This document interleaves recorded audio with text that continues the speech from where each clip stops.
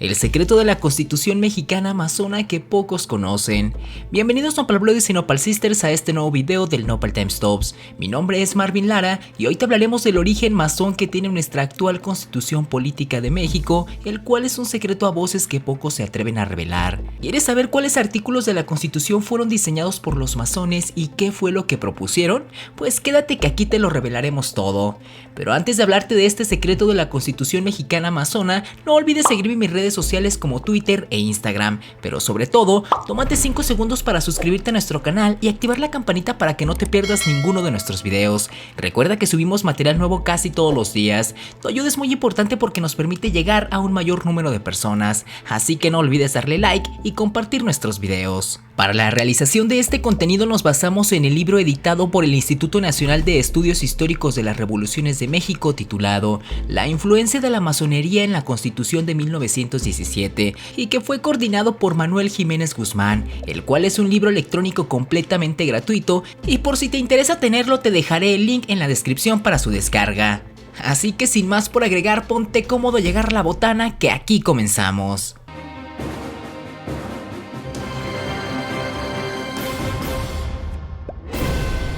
Número 1. La masonería en México. Como mencionamos en nuestro video, el verdadero poder de los masones en México, este grupo semisecreto ha estado presente en los movimientos sociales más importantes de nuestra historia, desde el levantamiento insurgente, la Reforma y por supuesto la Revolución Mexicana. Primero se organizaron en conservadores y liberales, tras la independencia mexicana se transformaron en los partidos conservador y liberal, que en realidad representaban a los ritos escocés y yorquino, y a los que posteriormente se sumó el rito nacional mexicano, que tuvo en la figura de Benito Juárez a su mayor representante. Después de la caída de Iturbide y la instauración de la República Democrática y el sistema presidencialista en nuestro país, comenzó el largo desfile de presidentes pertenecientes a logias masónicas, donde aparecen nombres como Guadalupe Victoria, Vicente Guerrero, Benito Juárez y Porfirio Díaz, solo por mencionar algunos de ellos. Los pleitos entre los ritos eran encarnizados, por lo que era común ver traiciones y atentados dignos de series como Juego de Tronos o House of Cards. Pero no me extenderé en ese tema, para mayor información mira nuestro video anterior. Lo que sí se debe entender para familiarizarte con los conceptos que se manejan es lo siguiente. A los miembros permanentes de las logias se les conoce como masones o francmasones. En raras ocasiones se emplea el término libre pensadores o cofrades para designarlos, y también es usual el iniciados. A la institución se le llama logia, masonería o francmasonería. A las agrupaciones regionales se les denomina Oriente y a las mayores se les llama Gran Oriente. Las diferentes ramas de la masonería se denominan ritos por las prácticas que las diferencian. Número 2. La influencia en la Constitución de 1857. Para entender nuestra actual Constitución es necesario remontarnos a la anterior, porque muchos de los conceptos que contempla la de 1917 se han mantenido de la versión anterior, de la Constitución de 1857. Sobra decir el papel importante que tenían los masones en la vida política de nuestro país. Además, el Congreso Constituyente que se eligió en 1856 y que serían los encargados de crear la anterior Constitución, habría sido dominada por masones como Ponciano Arriaga, Guillermo Prieto, Francisco Zarco, Valentín Gómez Farías o Santos Degollado. Historiadores señalan que la contribución masónica a la Constitución de 1857 fue garantizar los derechos del hombre, la soberanía nacional y la división de poderes en legislativo, ejecutivo y judicial, además de exigir a los estados adoptar el régimen republicano, representativo y popular con una serie de restricciones para impedir la disolución de la federación. Eliminó la posibilidad de que cualquier corporación civil o eclesiástica pudiera adquirir o administrar bienes raíces para la iglesia, a excepción de los edificios al servicio u objeto de la institución. Número 3. El contexto que llevó a la aprobación de la Constitución de 1917. La Constitución de 1917 fue la conclusión de casi un siglo de debates y pleitos entre posiciones conservadoras y liberales, cuyas pugnas trataban de impulsar su particular visión de un país que no terminaba de ajustarse a la realidad de una nación emergente y que a su vez buscaba el reconocimiento en el contexto mundial del siglo XIX. Por su parte, los movimientos que organizaron la Revolución Mexicana fueron también protagonizadas por masones como Venustiano Carranza, Madero, Pino Suárez, Zapata, Villa y los constituyentes de 1917. El nombre oficial de nuestra Carta Magna vigente es Constitución Política de los Estados Unidos Mexicanos. Fue promulgada el 5 de febrero de 1917 en el Teatro de la República de la ciudad de Querétaro, aunque entró en vigor hasta el 1 de mayo de ese mismo año. Número 4. La integración masona del Congreso Constituyente. Comenta el escritor Carlos Valdés Martín. Resulta sorprendente que después de cumplirse un siglo de la Constitución de 1917, entre la comunidad académica y los estudiantes no existía una noción de la presencia clave de personajes masones en ese evento. Quizás sea nuestra tendencia espontánea a magnificar héroes y villanos, lo que nos torna indiferentes ante la coincidencia de talentos que permitió una asamblea constituyente. De poco hubiera servido la sangre derramada en los años revolucionarios si no se alcanza a convertir en ley tantas aspiraciones sentidas de tierra o tan urgentes demandas obreras. Hasta hoy es casi desconocido que los delegados masones en Querétaro fueron protagonistas clave en las labores constituyentes.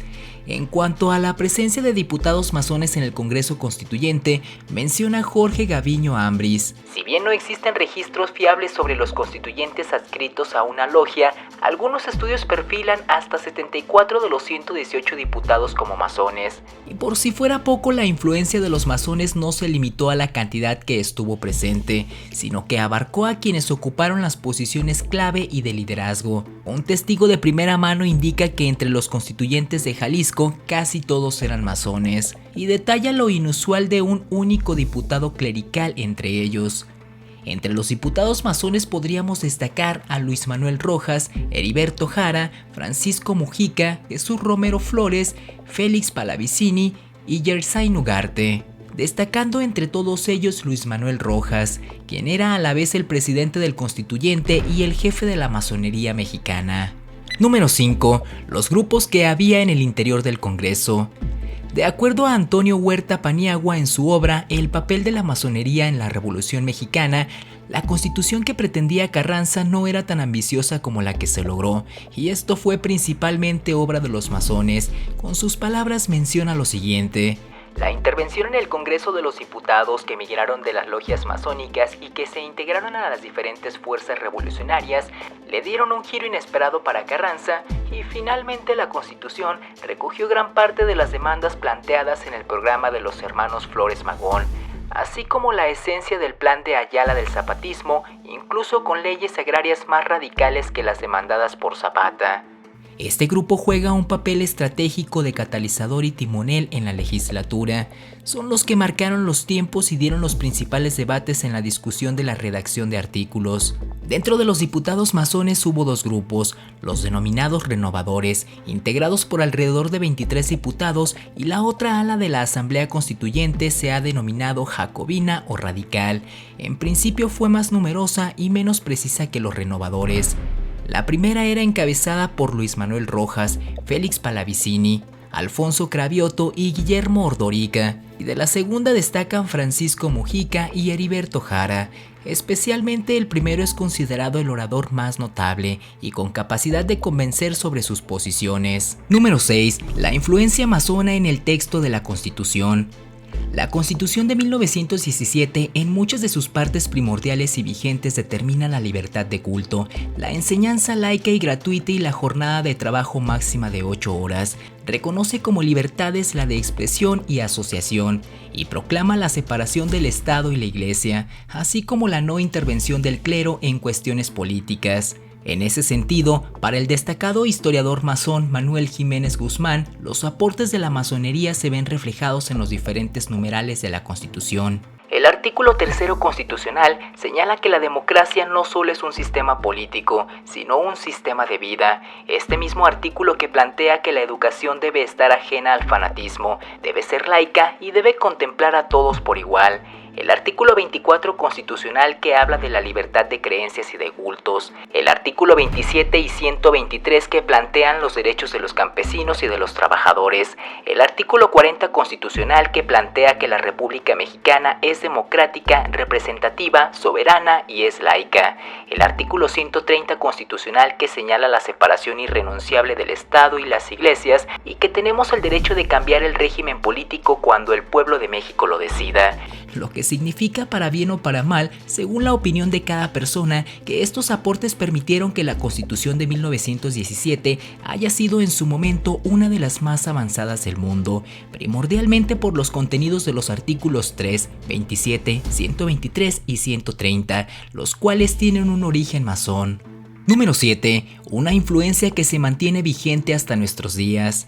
A pesar de la gran cantidad de enmiendas o modificaciones que ha sufrido la Constitución de 1917, esta conserva los principios masónicos y liberales que surgieron en los acalorados debates de 1916. Parte de ese legado se mantiene intocado, como lo es la educación laica, que es uno de los principales rectores de la doctrina masónica, o bien la separación iglesia-estado o la libertad de culto. Creer que estos grupos perdieron fuerza a partir del siglo XX es negar lo evidente, que estuvieron y han estado presentes en los procesos de transformación de nuestro país. Ahora el juzgar si sus aportes han sido positivos o negativos es algo que te corresponde a ti. Pero lo que es un hecho es que nuestra constitución vigente es principalmente masona. Muchas gracias Nopal Brothers y Nopal Sisters por ver nuestro video, y como siempre la opinión más importante es la tuya, por lo que te pedimos que nos dejes en los comentarios si crees que los aportes que han hecho los masones a nuestro país han traído avances o retrocesos, aciertos o errores, y dinos por qué lo piensas. Estaremos muy atentos para leer lo que nos escribas y te esperamos en nuestro siguiente video. Nos vemos, hasta la próxima.